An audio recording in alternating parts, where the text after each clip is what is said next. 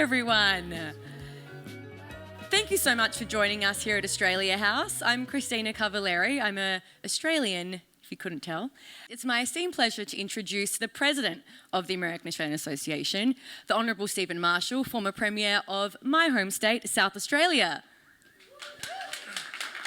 Thanks very much, Christina. And just a plug for South Australia, of course, the Australian Space Agency is headquartered in Adelaide, but it is the Australian Space Agency, not the Adelaide Space Agency, as I have incorrectly called it in the past and been told off for. But I'm not in South Australia anymore. I'm based in New York. I'm the new president of the American Australian Association.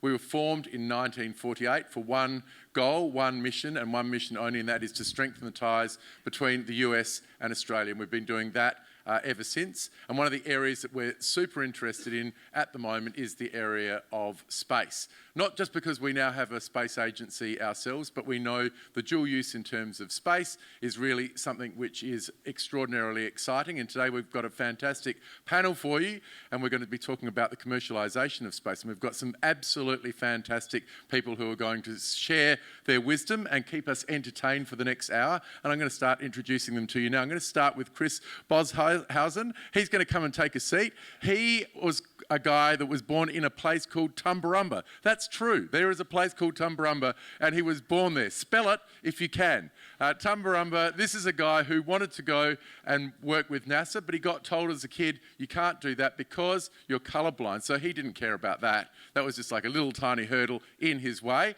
He went off and did physics at university. He then got into NASA, and he was on a flight, one of the first Australian astronauts on a flight with William Shatner. So we're going to find out a little bit about that a little bit later. So I would now like to introduce Imogen Ray. Imogen, come and take a seat.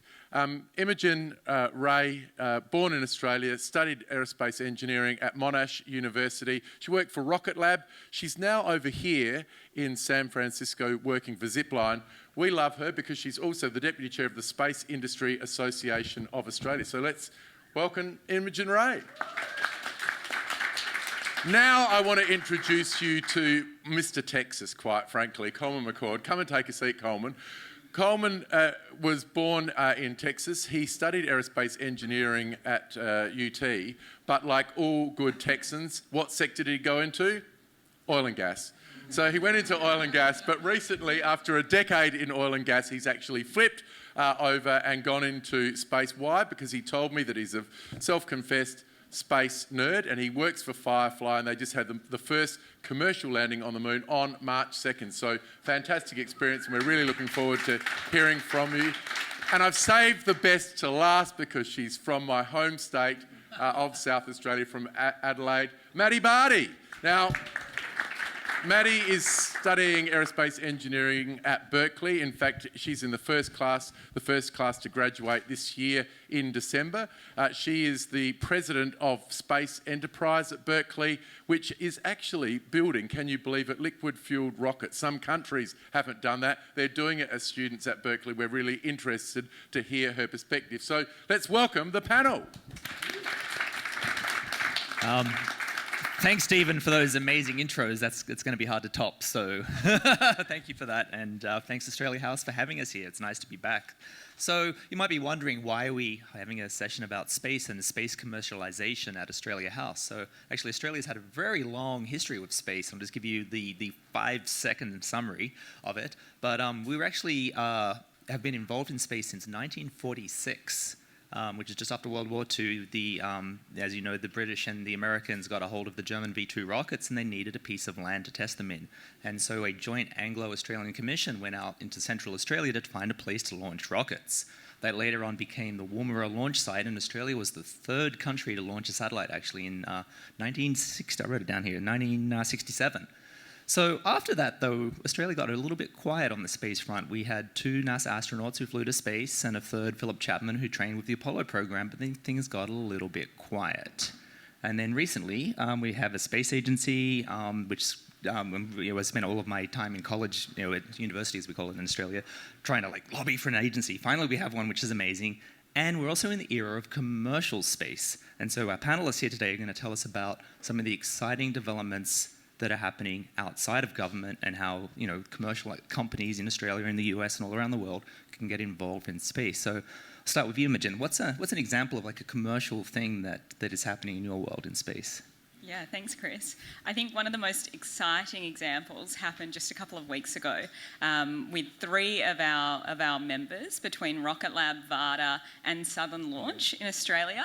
We had the very first commercial return of a capsule that had been making drugs on orbit, and that's really fascinating science because the crystals can form differently in space with no gravity than they can on Earth.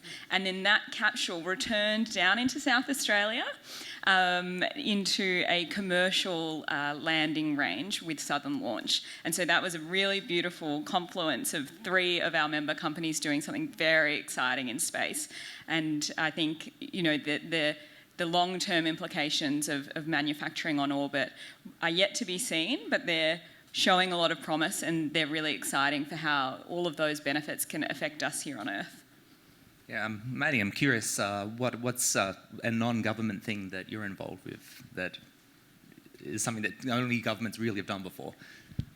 Oh, a non-government thing. So the team I'm on, Space Enterprise at Berkeley, we're trying to be the first student team to send a liquid-fueled rocket to space.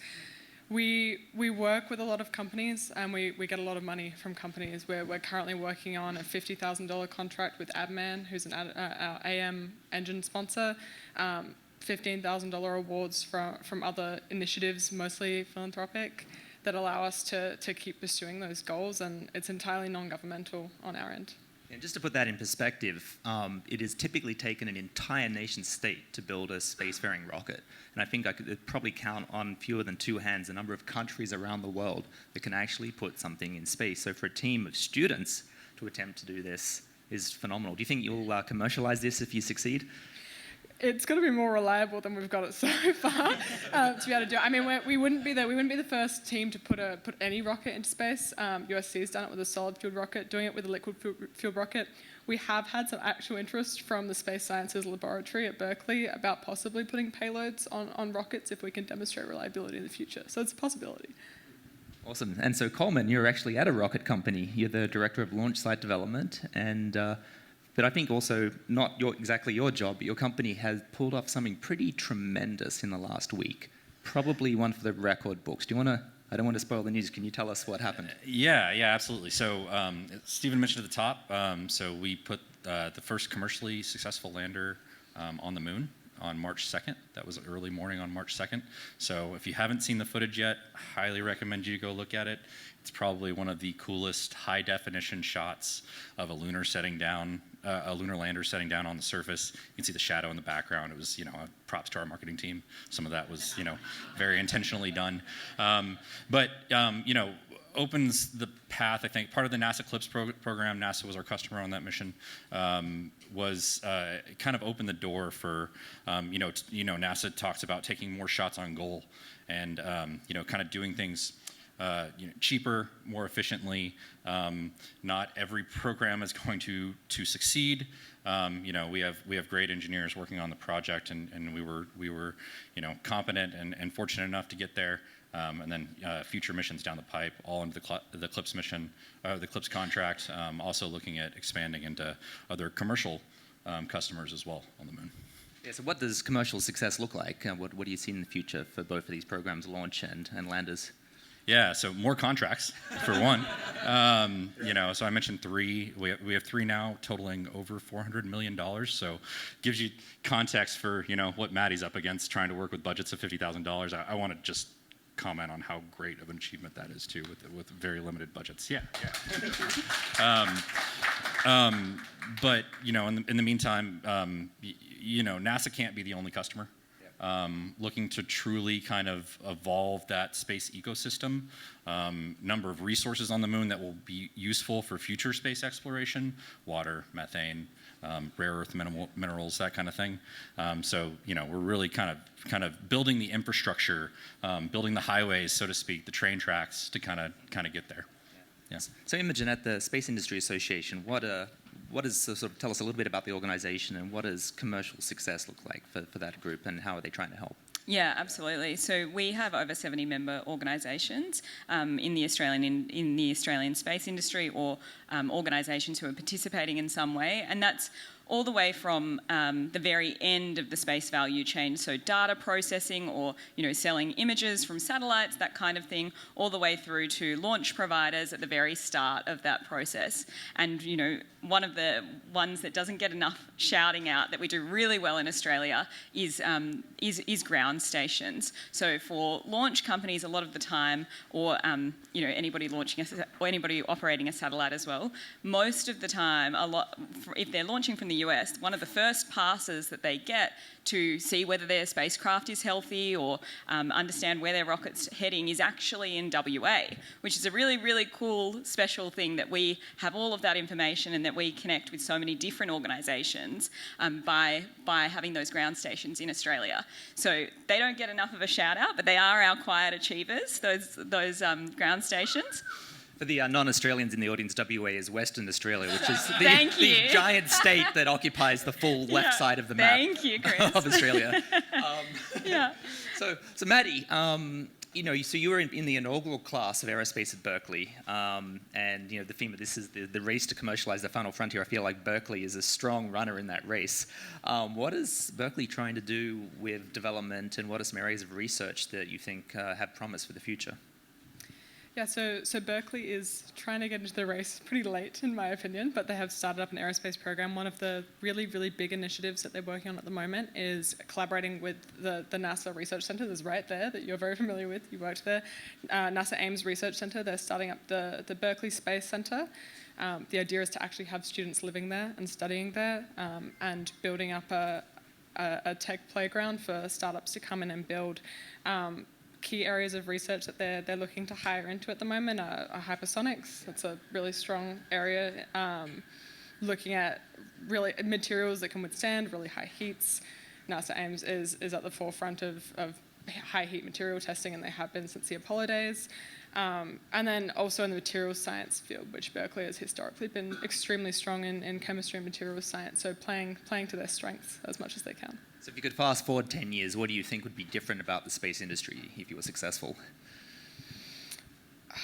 In 10 years' time, it's hard to say because it changes so quickly. I would like to think that there'd be more interdisciplinary collaboration between researchers than we see at the moment, especially at Berkeley.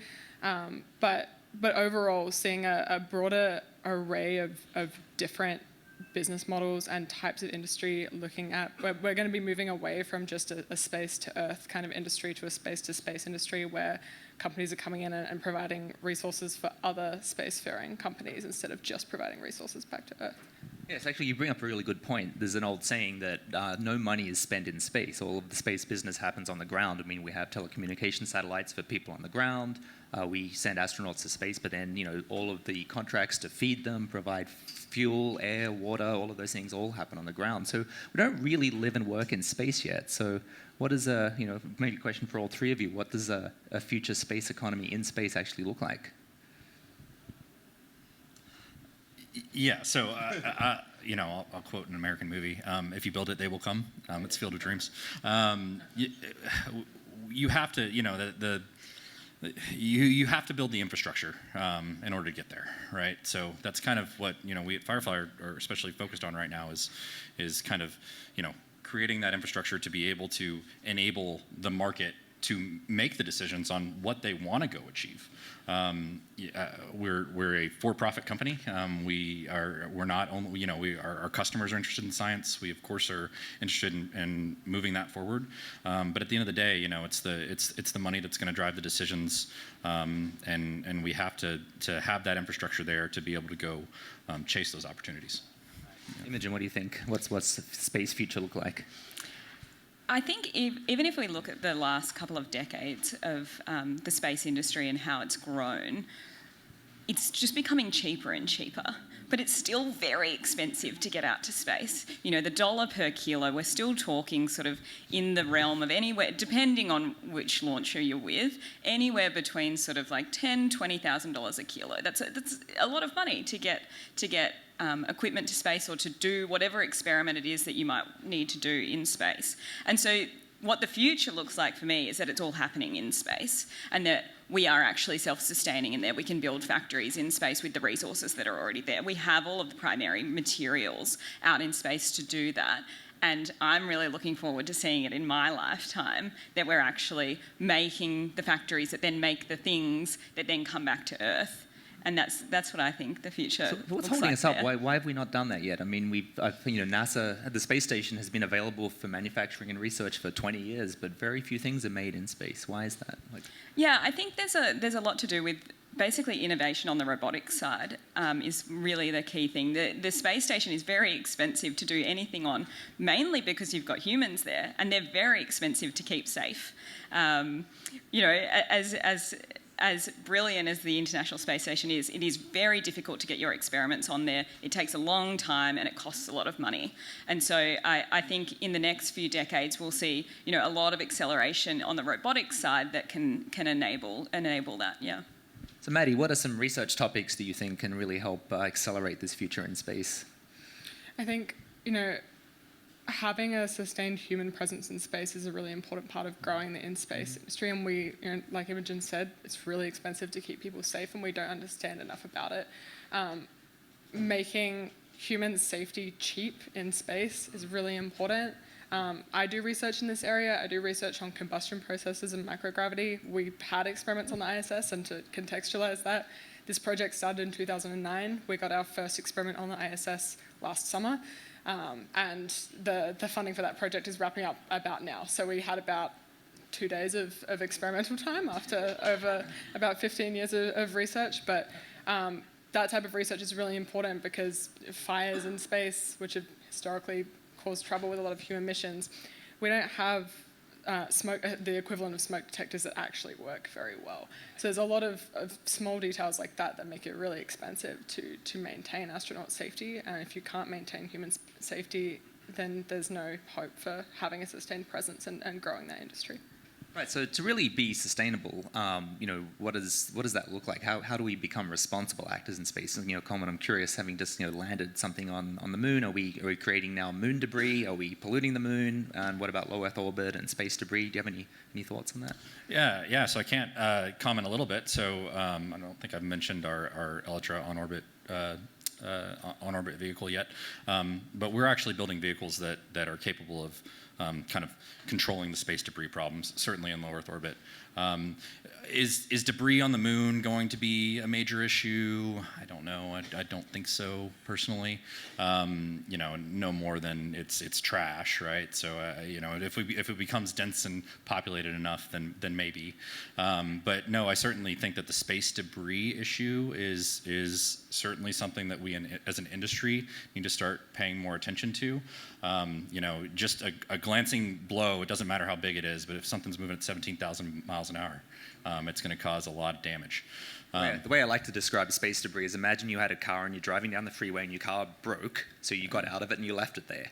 And if every single car that broke you just left on the freeway. That's right, yeah. And that car is moving at 17,000 miles an hour, right? No, all the other cars. Right. So, so how does building is it right to call it a space tug, or what is an on-orbit? Space truck, is it a tow truck for space? Orbital transit vehicle. There's a lot of words for it. The key thing there is standardization. So people have come up with concepts, largely driven by the college programs, NASA, that kind of thing, to figure out can you build big nets? Can you make some sort of universal docking system that everybody kind of adheres to?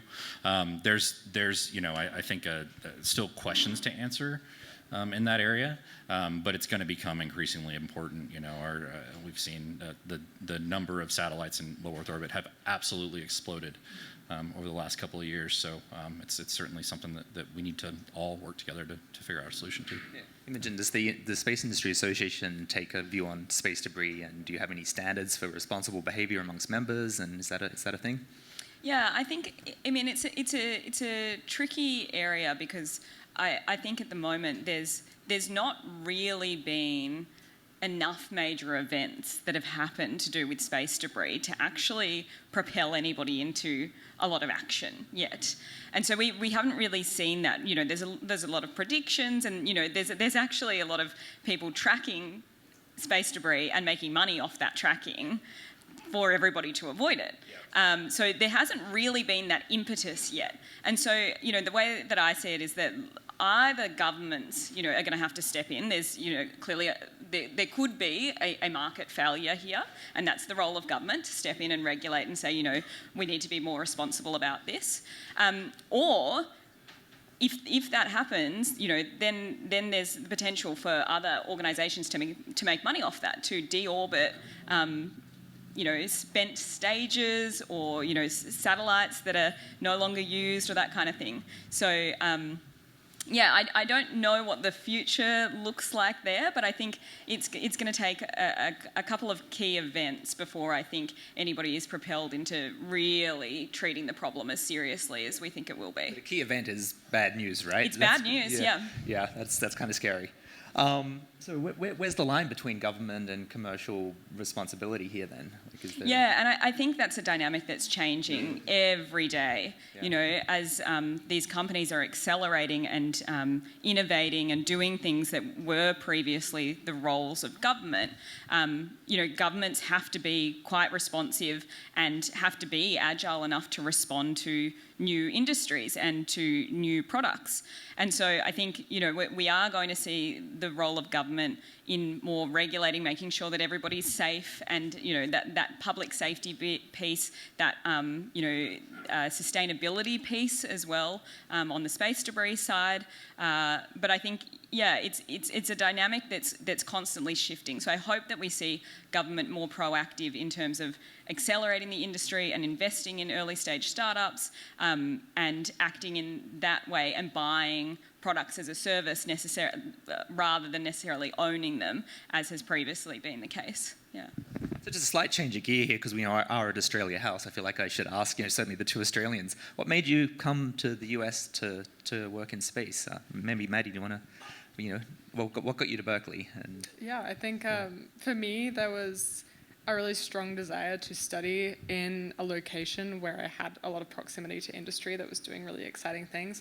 And frankly, I didn't see that where I was at the time. There also was no aerospace engineering degree in Adelaide at the time, so I knew I was already moving interstate at least, so took the leap and came over here.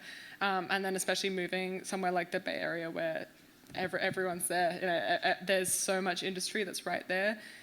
It's a port where I can pop in and out of anywhere else. I can come here, I can go up to other hotspots like up to Seattle, down to LA, and I can meet these people and talk to them and learn more about exactly where I want to end up and what role that I want to play in the industry longer term.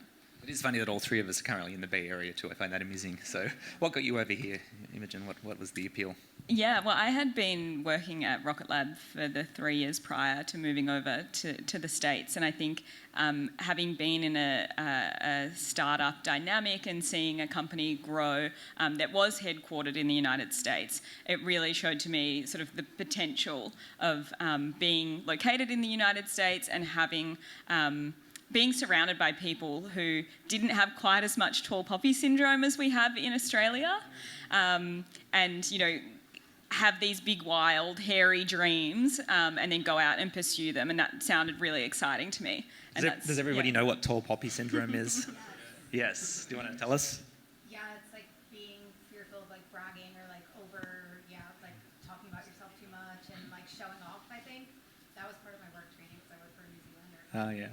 Yeah, so the flower that sticks out of the flower bed is it might be beautiful, but it's a problem. So. I think the worst part is that there's a saying, cutting down the poppies, that's common in Australia. It's like, why would that be a cool thing to cut down the poppies? Yeah.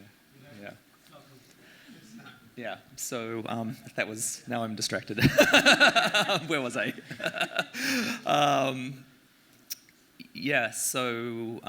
Okay, so we moved here, and what's been your observation of living and working in the US and trying to do space stuff here? Was it more successful? Or?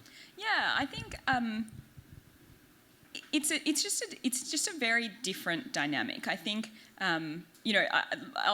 I'll explain this in an anecdote, which was that my boss said to me a few weeks ago, he was like, I really want to introduce you to this woman who's now actually working on plants in space. She's working on growing forests in space with a completely straight face. And that kind of conversation just isn't something that is regularly had in Australia. People would kind of give you a bit of a, forests in space kind of comment. And I think that was really eye-opening to me. And that's kind of the difference I have found working in the States. I think that was my reaction in Australia too, was always think of that movie, The Castle, where like tell him he's dreaming. Like every time, everything I came up with, people like, you're just dreaming, Chris. Like what are you talking about?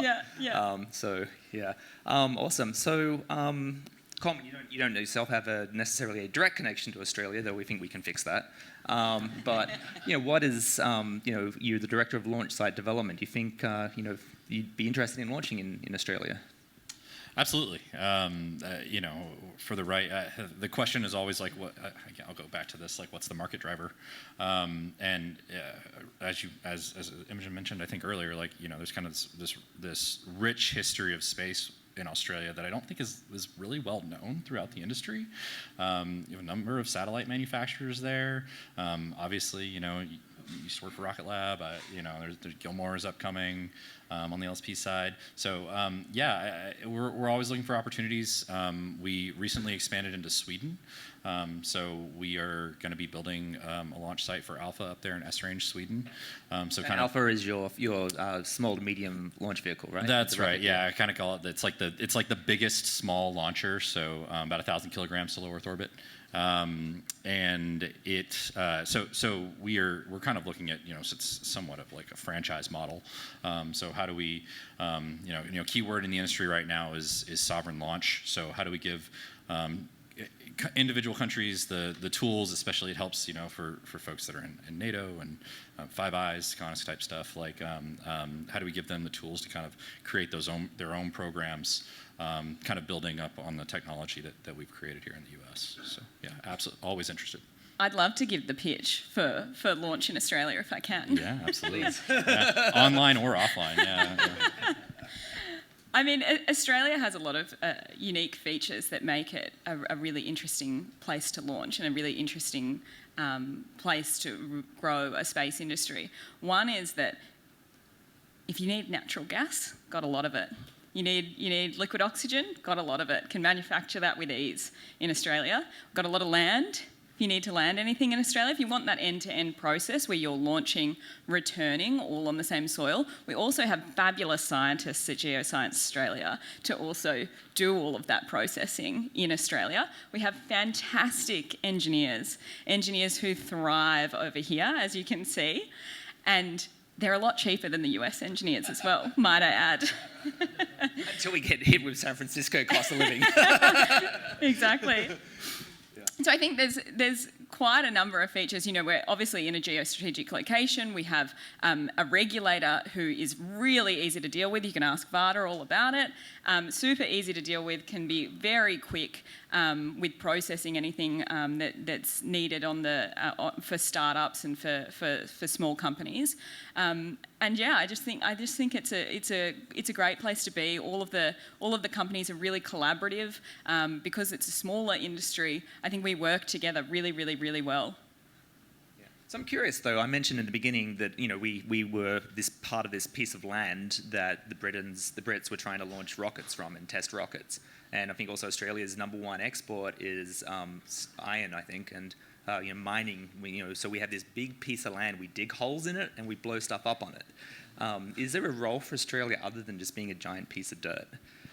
Absolutely, yeah. I just think because of all of the industries you've mentioned there, we have such expertise, whether it's remote operations for our mines or mineral processing for our mines, and the scientists that exist there because of that. I think we have such talent and untapped talent in Australia to actually do that whole end-to-end piece. I don't know of any other area in the world that can really do that whole end-to-end piece where you can launch your satellite from that country, and also a country that is very friendly to a lot of other nations in the region and globally. So really easy to work with other nations.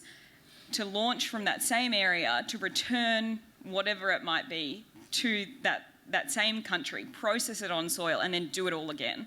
You know, there's not really any other country who can offer that. Yeah, that's interesting. So Maddie, I'm curious, would you go back to Australia when you're done with school and you've successfully commercialized your rocket, or do you think you're going to be stuck here like the rest of us? Or if you know, what actually maybe a better question is, what would it take to get you back to Australia and be happy working there? I think generally more investment in space across the board in Australia is needed for me to want to go back. I do see myself going back 100%. It's home, and that's I think the case for all of us. Like, it would be great to go back. But right now, if I want to get into some of the really exciting innovation, if I want to get into the launch sector, at the moment it's not a large industry in Australia, and it's going to take time for it to grow. And if there's more emerging startups, more emerging innovation in that space, then I'd love to, yeah. So one of the cool things I always liked about the Bay Area was, you know, NASA Ames was right next to Google, and then you have all of these startup companies there. So it's not just space, it's like this sort of, you know, the sort of hotbed of like technical innovation. So you're actually at Zipline now. How does that, like, how did you find translating from space to another really cool, like, you know, high-tech company? What is that like? Yeah, absolutely. Yeah, it's Tell us about Zipline, by the way. What does Zipline do? Which is really cool, by the way. So we're the world's largest drone delivery service. So we operate two aircraft. One is a long-range aircraft, and we have operations in a number of African countries where we deliver medical deliveries, so blood, vaccines, anti-venom, all of those sort of medical supplies that you might need last minute. And then we also operate a newer aircraft that is designed for sort of medium density populations. And so that's delivering anything from medical equipment through to your food services, basically. So yeah, that's what I do now. And I mean, once you've worked on the cutting edge technologies in aerospace, it is very transferable. Working in drones, working in any kind of commercial aviation through to space, they're all quite similar.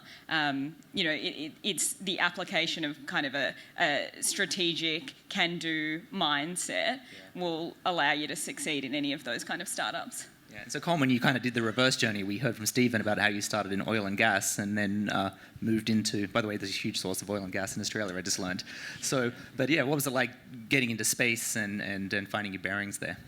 Yeah, absolutely. So I did study aerospace engineering as well. So it was always, you know, as Stephen I think said, a self-proclaimed space nerd. Stayed very connected to the industry. When I graduated, it was kind of a strange time for space, to be honest.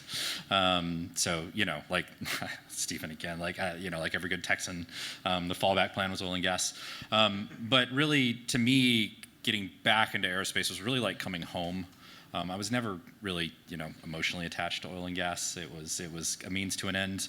It was a paycheck. I just every day wake up and just can't believe like how cool my job is. You know, watching us land on the moon just a couple of weeks ago, man, if you can't get out of bed for that, like you know, you don't have a heartbeat.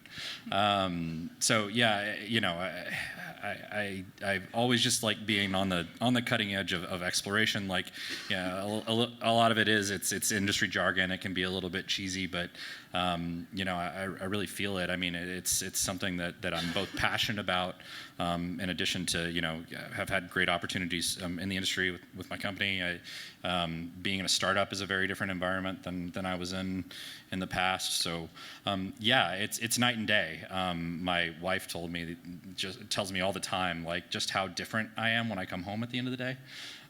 So yeah, to be so lucky to work in this industry and work with the cool people who like believe in the vision and have the passion is very unique. And you know, I would encourage all young people to look into it. Yeah. So up on the little screens here to the side, there's our four bio pictures, and then Maddie looks really cool. What are you doing in that picture? And tell us a little bit about what excites you about going to your program. Yeah, so in that photo, I'm down in the Mojave Desert in Southern California at a site called Friends of Amateur Rocketry. It's right near Edwards Air Force Base. It's a very unique site worldwide. Has a launch waiver up to tens of thousands of feet for anyone to go and launch whatever experimental vehicles that they want to launch. So that's where we go to launch our liquid rockets and test our liquid rocket engines.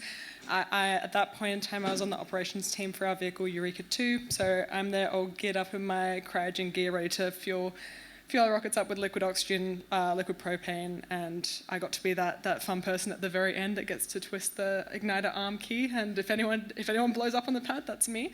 But I think like having a chance to do that as a student, I think I was 17 in that image, or 16. It's something you just don't see anywhere else. And like teams come from London, teams come from all over the world just to launch at this site. And for it to be an 8-hour drive away from where I go to school is incredibly unique. And then having the infrastructure around my team where we are able to be a fully student-driven team, but we're also able to have the safety infrastructure in place where we know we're doing it safely, we're operating under pyrotechnic licenses and all of that. It's insane and not something I thought I was going to be doing at this age. So not only were you young, what is it also like being a woman in rocketry? What was your experience of that like? Yeah, I think to go back to Coleman's point about aerospace it's usually a very emotional field for a lot of people. And on the phone the other week, you were talking about I've been in the space industry since I was born. And most people have an ambition for space from a very, very young age, and they bring that ambition and that emotion into their work, which is a really, really great thing. It does make the conversations that you enter into every day, and especially I think in an environment that's primarily students, it does make them very competitive, very emotionally charged. And then as a woman, it is sometimes difficult to inject yourselves into that conversation and be as assertive as you would like to be with your ideas and your opinions. But it teaches you to do that at the same time. So it's definitely been a challenge, but it's taught me to really speak up when I think that what my ideas have value and can contribute to a team. So I definitely don't see it as a downside, but it is a challenge that I think is unique to the space industry. I want to just dig into that a little more. What are some of the ways that you've been successful at inserting yourself or being able to hold a forum and be heard? Yeah, I successfully managed to get myself into the position I am now as president of the team. Being able just to stand, especially for me, it's a lot about timelines. In our team, we have very ambitious timelines. We're trying to be the first in the world to do something. So we're trying to go down and go to this site 4 or 5 times a semester, which is a huge undertaking, and these trips cost us thousands of dollars every time. I'm normally the person in the room saying, hey, we actually need to slow down and take a step back. And my role before being president was the manufacturing lead of the team. So hardware is like ultimately the thing that will stop you in your tracks. If you can have all the designs you want, you can have all the models you want. If you don't have the hardware, you're going nowhere. So I was normally the person to be like, we can't do it in this time frame, and learning to have to be the person to speak up in that front helped me in all the other areas as well, and to help me and the voice I brought from the engineering side of things to come out in a team environment. So what about you, Imogen? You've had so many different roles already in the space industry. What's it like being a woman navigating those hallways and trying to be effective? Yeah, absolutely. Well, I mean, I think you can talk to any woman in engineering, and it's definitely a challenge. It's not an easy road, but I think if you're passionate about the field and you work hard, I think often the way that we socialise young women is to be the communicators, and I think women are very effective because of that. Rightfully or wrongly, that is how we socialise young women, and we are very effective communicators then when we go into STEM fields, and I think that is a real asset that women can leverage in the field, and I think that's definitely something that's helped with my success, is leaning into that strength and then being someone who can bring teams together towards a solution for a problem. Yeah, that makes sense. So, Coleman, what's it like? How is the Firefly workforce comprised? What does it look like? Yeah. So I'll say my boss is a woman, for one, Yeah. and she's one of the people that I respect in the industry the most. We are, I like to think, typical engineering force. A lot of the old guard tends to be men, That's, I think that that's true in most industries, not just in aerospace. I actually think that aerospace is fairly unique in this, and that there has been a bit of a revolution in aerospace recently. Now you're talking about the fact that Berkeley's had an aerospace program. It's actually a fairly skewed young workforce, especially kind of with these like quote unquote new space companies, Firefly. So we actually have a number of significantly. I work with significantly more women than I did in my old job in oil and gas, certainly. And those women are our VP of engineering is a woman. We have multiple responsible engineers that are women. So I think like a good diverse workforce is key to success. I've seen it elevate the conversation in the room. Working in an industry that is a little bit more good old boy kind of traditional, so to speak, and those I've just seen how that can devolve into ways that are unhealthy. So I'm actually really proud of aerospace in this sense that I think it is kind of at the tip of the spear for moving the ball forward there, and will need to continue to be in the future. So just curious, if we kind of get all of our space dreams together and we have some future, what does the future of space look like to you, Coleman? What do you think? What future are we living to? I've always wondered, where's my 2001 space aid station? I think we're 24 years behind schedule on that. So what does the future look like? Yeah, to me it's like, how do we move beyond niche tourism, right, and science, right? Yeah. So how do we establish a true permanent presence in space? I think that's really the key question. What does that look like? I think that exploration is core to who we are. I just really believe that. Exploration and expansion, sometimes for better, sometimes for worse, right? But I think that's kind of deeply embedded in us as human beings. Boots back on the moon, boots on Mars. It's going to happen. It needs to happen. I think that the drive is there. I think we need to find ways to do it that are, not the Apollo program, not unsustainable. We can't just throw money at the problem. We have to figure out ways to do this cheaply and efficiently. I like to think that I'm helping us get there. So Maddie, I'm actually very jealous of you because as a kid growing up in the 90s in Australia, we had none of this. There was no space agency at the time. We used to joke that not only did we not have a space agency, we didn't have a space office, and we didn't even have a space desk. We had a space folder locked in a drawer. And that was never seen. So now, you're over here as a student, you're meeting aerospace people. What do you think, you're excited for about in the future in the next 10 years for you? I think in the next 10 years, I mean, for me, the dream is to actually go to space, right? I think for a lot of people coming up through their schooling, that's what the dream is. For next 10 years, I want to see more people in space, and I want to see people operating in space day to day. And seeing that open up, even just like when we were talking about the diversity in the field, the diversity in the class of astronauts up until this day has been relatively abysmal, for honest, but that's opening up now. We're seeing a lot more nations sending people to space. We have Catherine Bennell-Pegg now, who is the first astronaut to be trained under the Australian flag, and that's really exciting.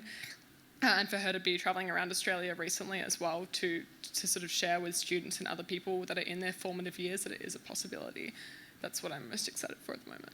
Coleman, Imogen, will you guys go to space? Yes. No hesitation. Oh, tough call. Yeah. I think it depends on whether I can choose the rocket that I'm going on, and if I get a choice across all history, then I might. Yeah, I always like to ask people in orders of magnitude of 10. Would they go on the first one, the 10th one, the 100th, or the 1000th? Mm-hmm, so which one are you? Somewhere between 100 and 1,000. Yeah, I was going to say. Yeah, somewhere probably between 100 and 1,000, probably for me. So who here would go to space? Any takers? Yeah. Awesome. About 2/3. That's great. Yeah. You're at number 2. Okay. Yeah. Yeah. Yeah. Okay. Got it. So just as slight change of tack. So Australia is trying to do more in space, and we no longer have that space desk or space office. We actually have an agency, and I think we're trying to hold a bit of a show this year. Yeah. What's going on? Yeah, we are. Yes, Australia is hosting the International Astronautical Congress. Shameless plug from me. Oh, yeah. Here's a QR code. Something we prepared earlier. So that's going to be held in Sydney this year, and it's a super exciting time for us because the last time we held the IAC was in 2017, and that's actually when we got to announce the formation of the Australian Space Agency, which was, an absolutely historic time, and so much has changed since 2017 to now in the Australian space industry. It's so exciting to be hosting this conference now, to be able to reflect on what has actually happened and how much the industry has changed, and then to use that as a moment to galvanise the industry for what the next 10 years is going to bring. I think it's a really exciting opportunity because of where Australia is, just geographically, and to be able to bring in all of our Pacific nation neighbours, to bring in all of our friends from India and from America and from all of these nations, all of these other spacefaring nations, to really collaborate and to be a place where we can really galvanise the industry into doing something really exciting. And so I'm really looking forward to IAC this year. Yeah. Let me just say a little bit about this conference. Actually, it's quite remarkable. This is not just a conference. I mean, I think some of the people heard our space conference. It's a conference, lots of conferences. This one is very special. So during the Cold War, this is the International Astronautics Congress. This was the forum where US scientists and Russian scientists behind the Iron Curtain got to come out once a year and collaborate on things like Apollo and the moon landing and orbiting and rendezvous and docking and astronautics and celestial navigation, all of those key technologies. This was the conference that created a bridge into the Soviet Union and allowed those technologies to develop. And it's a little bit like the Olympics. It's in a different host city every year. Australia has won the bid for this coming year. It'll be in Sydney. But when I was a student, my version of Maddie's origin story was I actually got a scholarship to go to this conference. And it was actually in Texas that year. It was in Houston. And I got to meet people like this, and that became my space family. So if you're thinking, a conference, why is that relevant to me? I'd actually like to say, if you'd like to get involved, this is the best possible thing you could go to learn about space and maybe find a place where you can contribute. And space is for everybody. So. Exactly, yeah. And our theme this year is Sustainable Space, Resilient Earth.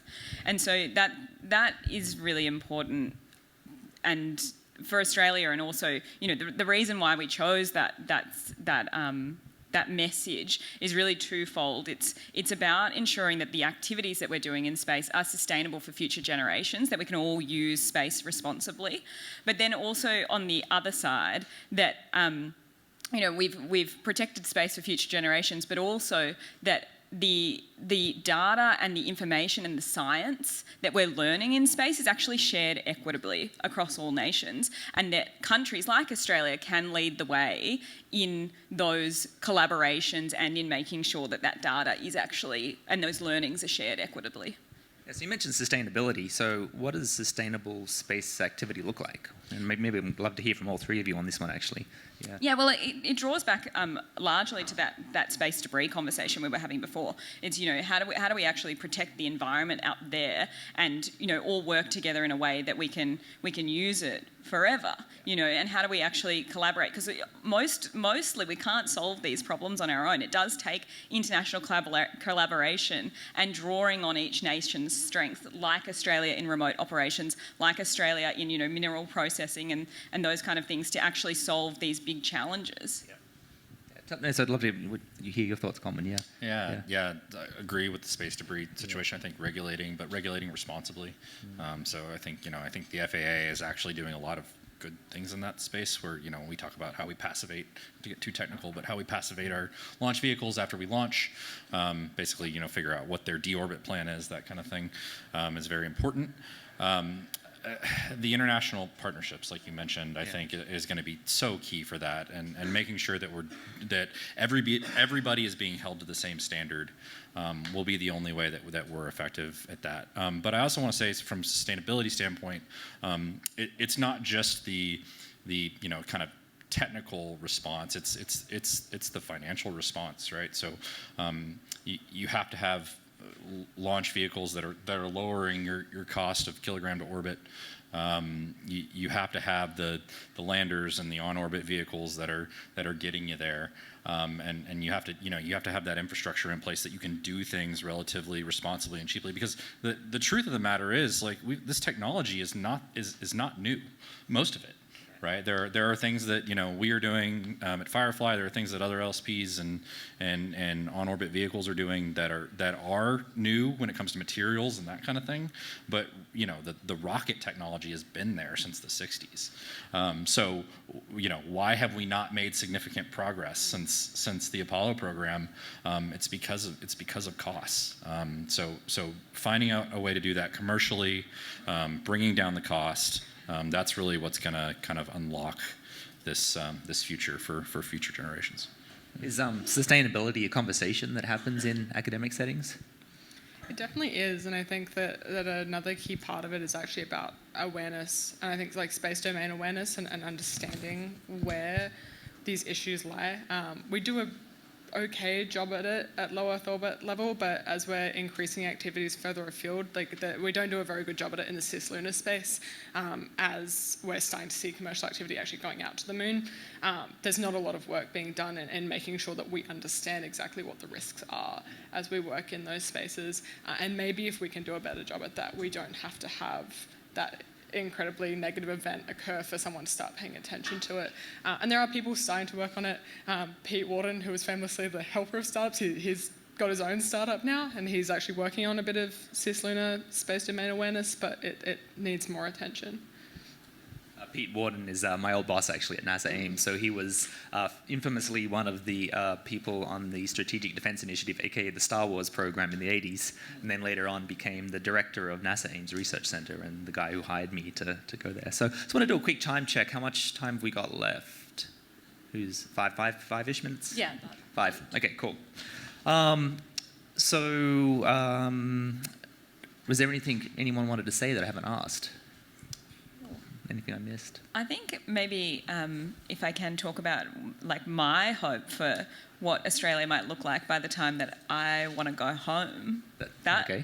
I think something, if we want to end on maybe like a future note, I think I would love to see Australia start thinking about the really challenging scientific problems that we have, and then putting that out to organisations to solve however they might want to solve them. We have the science priorities that are published every, I think, 4-ish years. And I really think that organisations should be given an opportunity to pitch on how they could solve them using any kind of technology. Space obviously being one of them. I think, when we talk about climate change, just how significant, how much of the data that's required to understand what's happening with climate change and how it's changing, that a lot of that data is coming from space. A lot of the challenges that Australia is facing on that front could definitely be solved by space technologies. And I think I'd love to see Australia be a bit more ambitious and a bit more open with how we go about solving those challenges. Coleman, any closing thoughts? Yeah, I hope they put it out there. We'll submit to the RFI. I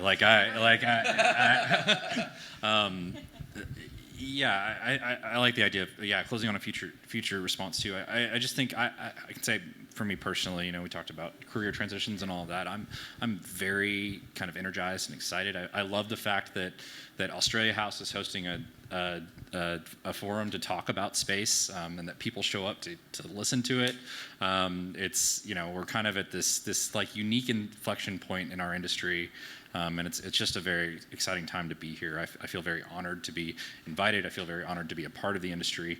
I just think that there's just going to be so many good things upcoming.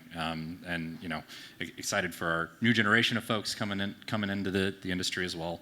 So I guess more than anything, just general excitement and energized. And I feel energized about where we are today. Maddie, what do you think? Yeah, I'm excited to see where everything takes me. I mean, as as a student, I'm not necessarily wed to staying in the US or going home or going somewhere completely different. So I will be going wherever the industry is hottest, if I'm really honest about it. So I'd love that to be Australia. And if in the next 10 years we can see a really big ramp up in the industry, that would be, amazing for me personally. I've got my money on you being a tenured professor at Berkeley. I think you're a lifer. Not sure about that. I've already promised her If my they had card. any say in the matter, I think that might be the case. But yeah. So okay. Last question: if you had a magic wand, what is the one thing you would fix or change about the space industry?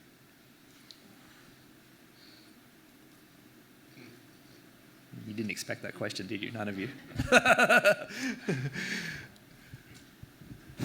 How do we start hitting? How do we start either? I think there's a bit of like this public trust to win back when it comes to unrealistic schedules in the space industry. There's a bit of that is like a management technique. That is, how do you encourage your people to go do things quickly? And not be years late and billions over budget. That's right. That's right. So to me, I think that's like one of the largest issues kind of plaguing the industry, plaguing the public perception that and it's sometimes accurate and deserved, and sometimes it's, I think, blown out of proportion. So I think there's some work to do there to kind of recover that. Yeah. I think for me it'd be that, space isn't just the playground of billionaires. That's a real, to your point about public perception issues at the moment, I think, communicating better how space actually affects all of us and has such an impact on life on Earth, that's probably how I would wave my magic wand, yeah.